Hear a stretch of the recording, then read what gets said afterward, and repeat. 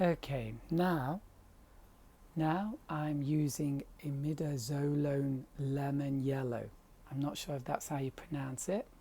And a mop brush. I'm adding a touch of cobalt blue, and I'm going to do the trees. So I really don't like the idea of trying to paint around those blue parts. I just think it's finicky and it's not going to look good. So I thought it's better just to paint the whole lot. But then in a minute I'm going to show you what I do though to bring back the pure blueness of the sky. So I do that, and I hope to get a touch of dry brush in there if I can.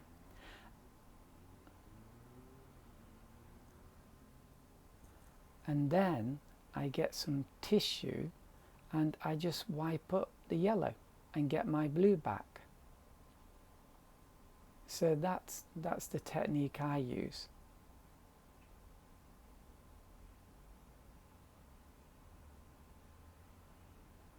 So quite simple. And sometimes you get a little bit of white and you can just like cover that up again with some yellow.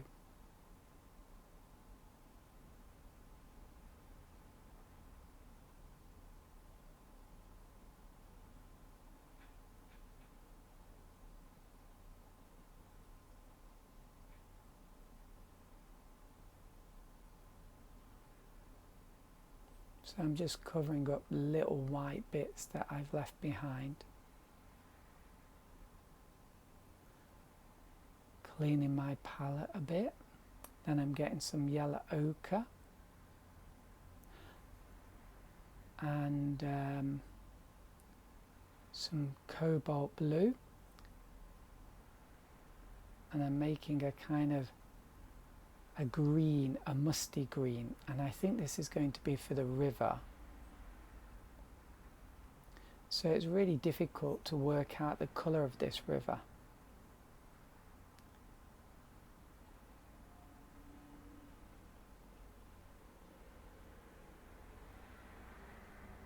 And once again, you don't want to be faffing around with this. You really want to do it in as few strokes as possible. Very clean. I just used some tissue there because I went over the edge.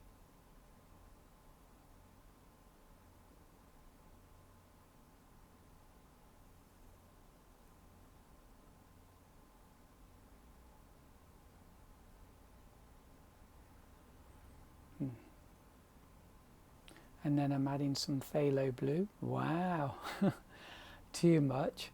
So I start mixing again in a different area. And this is just to add a little bit of variety to this river,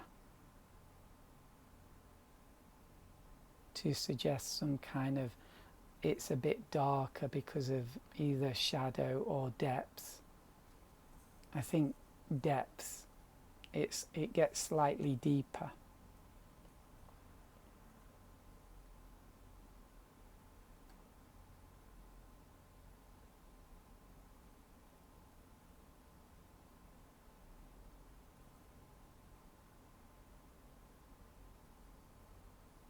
And again, just darken it a bit more with pure phthalo blue.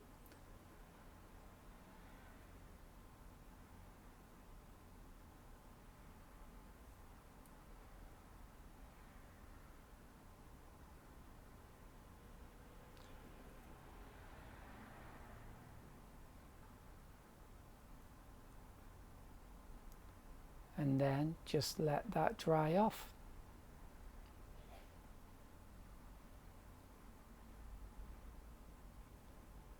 So it's dried, and now I think we're going to focus on the trees in the distance. So I'm using my bamboo brush. I think that was a touch of my yellow there and some of this blue mix. So I'm not copying exactly the trees here. I'm just doing these clusters of shadow. And it is tricky because you have to leave a lot of space, and it's so difficult because you just have this natural tendency to paint everything. Of course, at the bottom it's going to be more shaded than at the top, so there are simple points like that, and at the top it's going to be less and less shaded as the trees get thinner.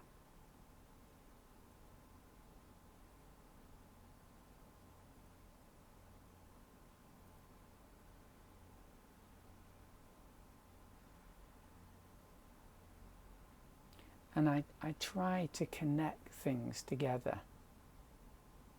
well, the shadows together, but sometimes you get one or two gaps all alone as well.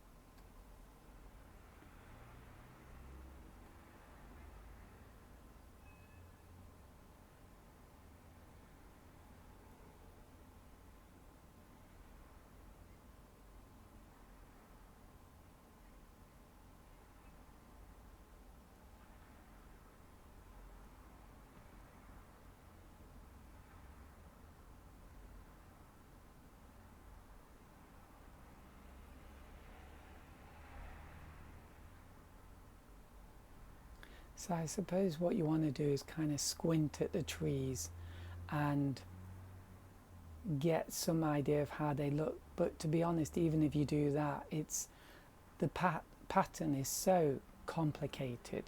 So you just kind of suggest roughly some shadowy areas. So what I'm doing now is making a darker mix. I think that was phthalo blue, possibly with some yellow ochre. And so this is wet in wet now. And this is just to build up a sense of depth within these trees.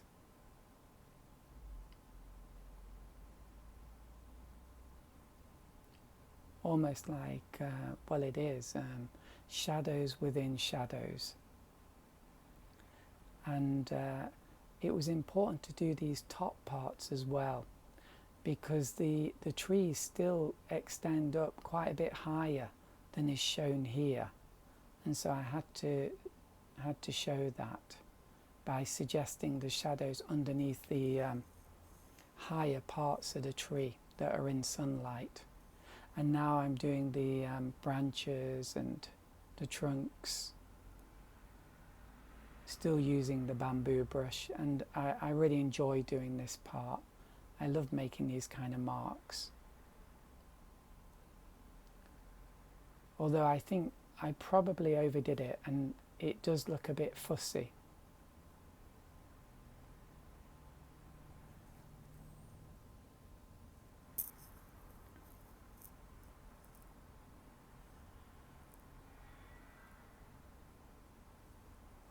So in the future I really would like to make this much simpler, and to make each stroke count much more than I have done here. If it was a bigger painting it wouldn't be so bad, but on a small pad or piece of paper this size it's a bit too much detail, I think. But it's still okay.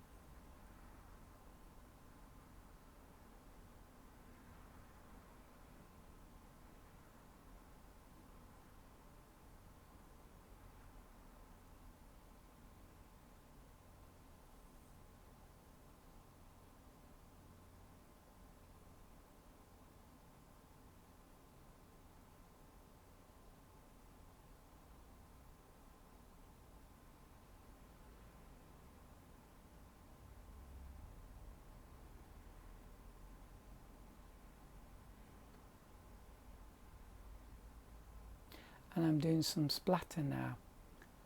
So just to create some more texture and to make it not look so so neat, because the pattern really is super complicated. And here we've got some burnt sienna, and now I'm just doing things like suggesting the stones and the edges of this path, just little bits and blobs, which is such an important part of this painting and this path.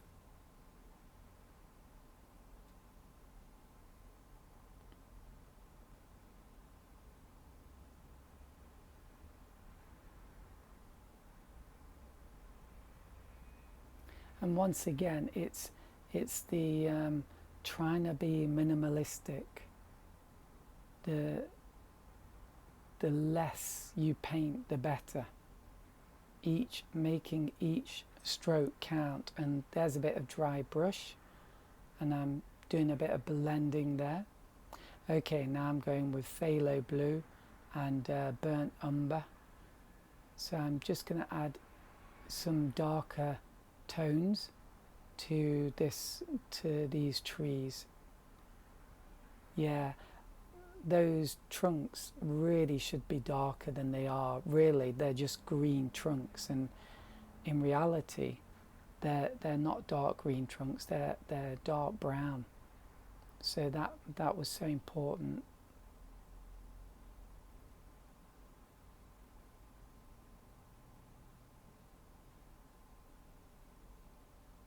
But at the same time, it does make it look a bit too busy.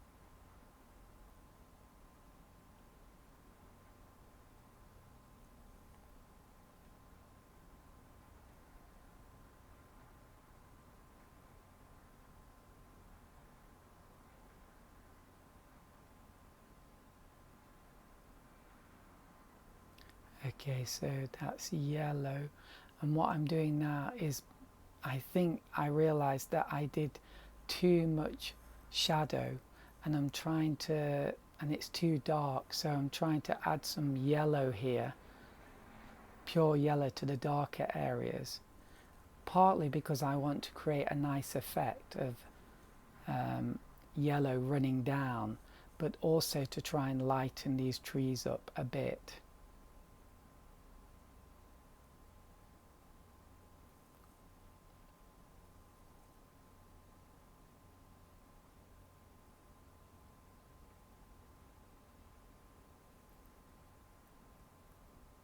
And yeah, I'm darkening it even more now. But it looks okay. But I think it needed a lot more lightness within it.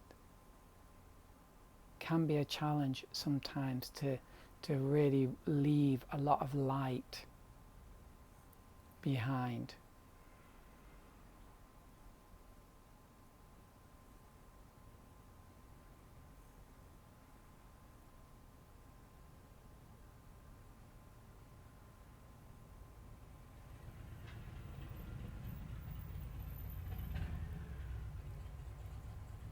And there we go, almost. So that's it. And now leave that to dry.